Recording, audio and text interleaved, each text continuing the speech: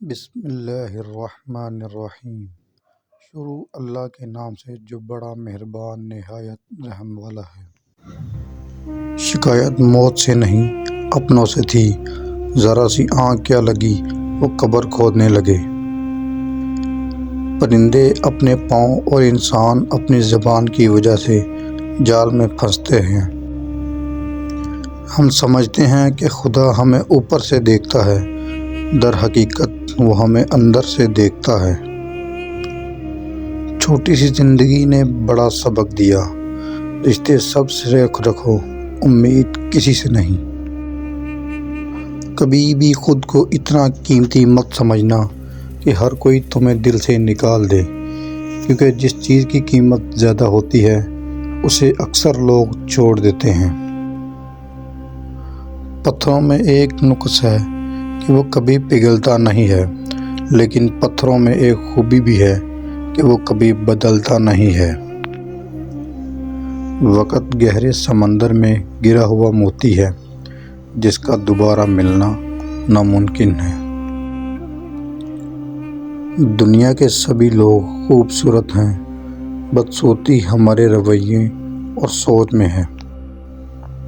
خدا کی راہ میں کوشش کرو اور کبھی پیچھے نہ ہٹو، کیونکہ خدا نے تم سے کوشش مانگی ہے، نتیجہ نہیں۔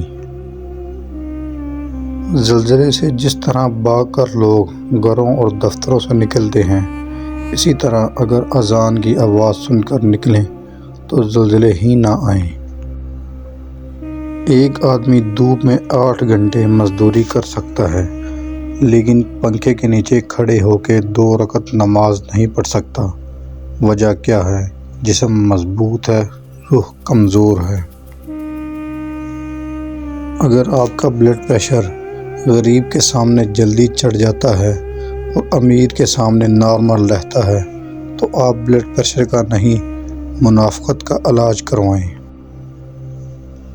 تسبیح کہتی ہے فقط مجھے نہیں، تھوڑا خود کو بھی پھیر۔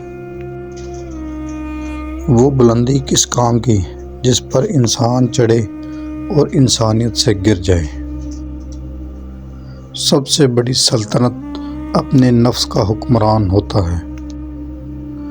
کسی کے عیب کو تو بے نقاب نہ کر، خدا حساب کرے گا تو حساب نہ کر۔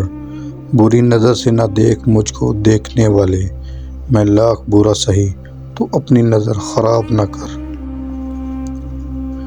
جھوٹ کہتے ہیں کہ سنگت کا ہو جاتا ہے اثر، کانٹوں کو تو آج تک مہکنے کا سلیقہ نہیں آیا۔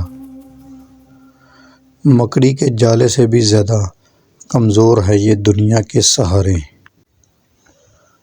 انسان کی 2 ہی کمزوریاں ہیں، بنا سوچے عمل کر دینا اور سوچتے رہنا عمل نہ کرنا۔